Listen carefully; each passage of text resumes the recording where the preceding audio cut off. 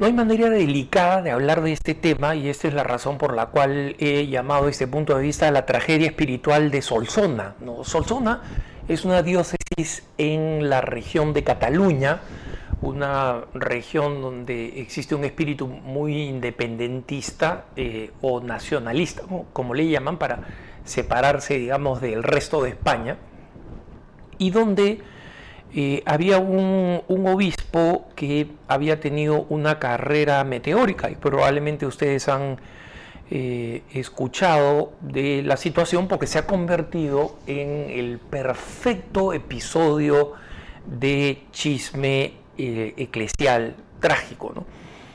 El obispo de Solsona era un prelado muy joven. Él tiene 52 años, Monseñor Nobel, ¿no? Y recientemente anunció que había pedido ser dispensado de su labor episcopal por razones estrictamente personales. Y obviamente cuando se acepta la renuncia de un sacerdote, de un obispo que ha tenido una carrera meteórica como sacerdote, porque fue bastante exitoso en el mundo como estudiante, y luego fue muy popular entre los catalanes porque tomaba posiciones muy nacionalistas, y fue muy popular también en algunos movimientos apostólicos porque estaba muy dedicado a los jóvenes y tenía posturas muy firmes en temas doctrinales como por ejemplo todas las aberraciones LGBT, y por eso recibió muchísimas críticas y muchísimas presiones, ¿no? Entonces, lo que sabemos es que el obispo, Monseñor Nobel, finalmente la prensa dio muy rápido como un obispo que tenía para muchos mucho futuro, como digo, 52 años, cuando la edad de retiro es 72, sano físicamente, bien parecido, popular, de pronto renuncia por razones personales, ¿no? Algo suena mal y la prensa rápidamente encontró la razón. Él ha pedido dejar no solamente el episcopado, sino también el sacerdocio para juntarse con una divorciada, una mujer que es bastante menor que él y que además, para volver la historia más bizarra, es una mujer que tiene conexiones con el esoterismo. Algunos la han llamado cercana al satanismo, etcétera, etcétera. Eso no consta, pero definitivamente consta que es una mujer, pues que, o sea, en el mejor de los casos desprecia la fe porque es por algo conocida, es por sus novelas eróticas que no pueden ser vendidas a menores de 18 años, ¿no? Entonces, novela erótica para mayores de 18 años, la historia no puede ser más bizarra. Entonces, siguen circulando, esta mujer se ha convertido en una personalidad que todo el mundo quiere conocer. ¿Por qué? Porque en última instancia el mundo, y cuando hablo acá del mundo, hablo también de religiosos mundanos como la monja Lucía Caram, ¿no?, que es una desgracia y una vergüenza para la iglesia, lamentablemente, y que dice que la razón por la cual él ha traicionado su compromiso, la monja Lucía Caram, dice que es por su posición fanática contra los homosexuales, es decir, por las cosas buenas que enseñaba de acuerdo a la doctrina de la iglesia. Lucía Caram quiere aprovechar, como han aprovechado todos los tiburones, ¿no? O sea, no hay periódico en España que no esté vendiendo ediciones con los detalles más bizarros que pueda encontrar, con pasajes de los libros que esta mujer ha escrito, sabiendo que van a ser comidilla. Y a ella se suma la monja Caram para decir que su renuncia no tiene nada que ver con el celibato, sino que tiene que ver con su posición anti-LGBT. ¿En qué lógica sucede esto? No entiendo. Solamente en la lógica de alguien que quiere aprovechar la caída catastrófica de un obispo, ¿no? Que es la plenitud del sacerdocio, y en consecuencia más escandaloso que la caída de un sacerdote. Simplemente es igualarse a la prensa, pero de la prensa lo esperamos, es mundana, es anticlerical, es anticatólica, y se está muriendo de hambre porque como la gran mayoría es prensa basura, no vende, no publica, no es sustentada por distintos intereses. Pocos son los medios de prensa españoles que viven de sí mismos, ¿no? Tienen algún tipo de acuerdo o con corruptelas o con beneficios del Estado. Y de ellos es esperable que hagan pues leña del árbol caído, ¿no? Pero un sacerdote en Twitter ha dado en el blanco con cuál es este problema.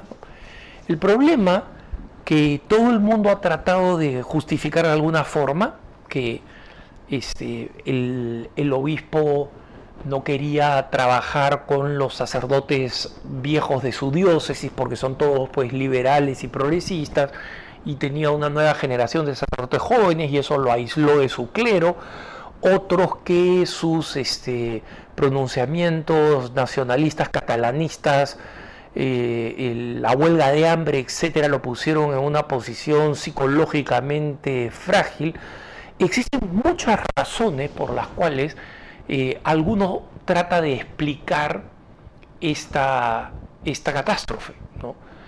Pero como decía este sacerdote en Twitter, la verdad es que este ha sido un episodio de tragedia fundamentalmente espiritual que una monja debería conocer y que no tiene una explicación fundamentalmente sociológica. ¿Por qué? Porque es algo que puede pasarle a cualquier cristiano, la traición de su propia vocación. Entonces, aquí no tiene nada que ver cuáles eran las posiciones políticas del obispo, no tiene nada que ver cuáles eran las posiciones, su posición psicológica o cuánto enseñaba de acuerdo a la iglesia o cuál era su popularidad en Italia, por ejemplo, donde era frecuentemente invitado por movimientos apostólicos por su juventud, por su elocuencia y por su afecto a la pastoral juvenil, ¿no? Acá lo que ha pasado es simplemente que la persona, en este caso el obispo dimisionario, no encontró la fuente suficiente para que la gracia nutriera cualquier problema que pudiera existir en su vocación. Y es interesante porque cuando me entero de los comentarios de Lucía Caram y leo sus comentarios en un periódico secular, justo me encuentro en el Congreso Eucarístico de Budapest y escucho el testimonio del cardenal Lacroix, que es francófono, es el arzobispo de Quebec en Canadá y en consecuencia el primado de Canadá, porque fue la primera diócesis católica en Canadá, que fue durante muchos tiempos misionero en Colombia, un hombre enamorado de Colombia, de la fe de Colombia, pero fue misionero en una región terrible, ¿no? No solamente por la pobreza, no solamente por la violencia común, o sea, él vio más de 28 personas que eran cercanas a él, fieles suyos, en su parroquia, que murieron en medio de la violencia, ¿no? Y una región donde la guerrilla izquierdista básicamente controlaba todo. Entonces, movilizarse al extremo de su parroquia, que requería viajar en mula 18 horas, ¿no?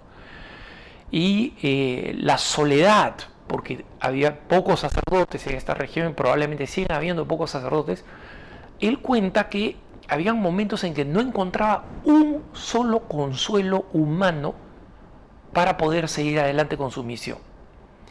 Y que la celebración de la Eucaristía era la única, durante mucho tiempo, la única fuente. Para nosotros los católicos es la fuente principal, es la fuente definitiva, es el culmen de nuestra experiencia espiritual. Pero los consagrados que vivimos en comunidad también encontramos consuelo en nuestros hermanos, en la vida comunitaria, encontramos consuelo en los frutos apostólicos, aunque a veces puedan ser magros, encontramos otros consuelos, pero en muchas ocasiones esos consuelos no existen, por razones que solo Dios entiende y que solo entenderemos el día que lleguemos al cielo y lo veamos tal cual es, como nos dice el Nuevo Testamento respecto de Dios, ¿no? Entenderemos las cosas que hoy no entendemos, pero lo que sabemos es que las situaciones en las que se ha encontrado el obispo de Solsona, como la situación en la que nos encontramos nosotros, es una situación que se produce. Esa situación de aislamiento, esa situación de soledad, esa situación de sensación de fracaso, de que todo lo humano se derrumba alrededor nuestro, existe, es real. Entonces, lo que nos corresponde a nosotros es asegurar que la fuente, como decía este sacerdote reflexionando en Twitter, ¿no?, en muy pocos mensajes, es asegurarnos que nosotros mantenemos el vínculo con aquel que es el origen de nuestra vocación. Y no solamente hablo como consagrado, hermanos, hablo fundamentalmente como cristiano. Porque el hombre que está casado y comienza a dudar de seguir el sacramento del matrimonio con su esposa, la mujer que se siente tentada de acabar la relación con el esposo con quien se casó, tiene una vocación, tienen un llamado, fueron llamados a esa vocación del matrimonio, que es un sacramento, como lo es el orden sacerdotal. Y en consecuencia es un llamado y es una vocación. Y esa vocación sin Dios fracasa. Esa vocación en medio de múltiples tentaciones, en medio de problemas que pueden ser de otra naturaleza. Pienso en la pareja de esposos, tensiones crecientes, producto de las dificultades económicas, producto de las alteraciones emocionales o psicológicas, producto de las preocupaciones excesivas por digo no excesivas en el sentido de que sean que sean innecesarias, sino que pueden ser abrumadoras por la situación de la salud física, mental o espiritual de uno o de varios hijos. Todas esas situaciones pueden crear circunstancias que nos hacen propensos ¿a qué? A traicionar nuestra vocación, a decir, esos consuelos humanos que no encuentro, los quiero y los necesito.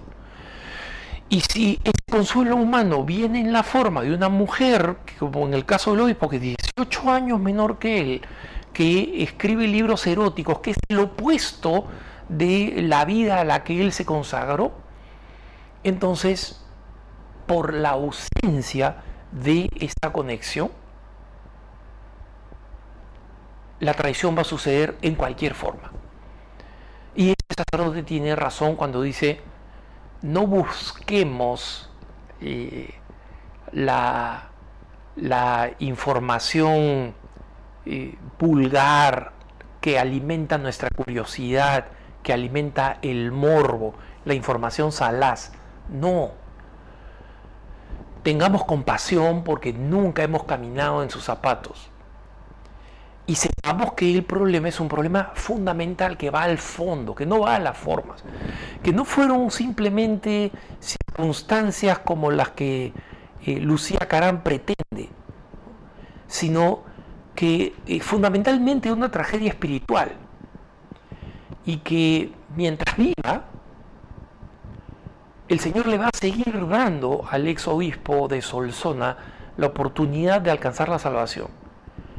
Y esperemos que él encuentre ese camino y lo encuentre pronto y redescubra la centralidad de la presencia y de la conexión con Jesucristo como la única garantía de nuestra vida espiritual. Que tengas un buen día.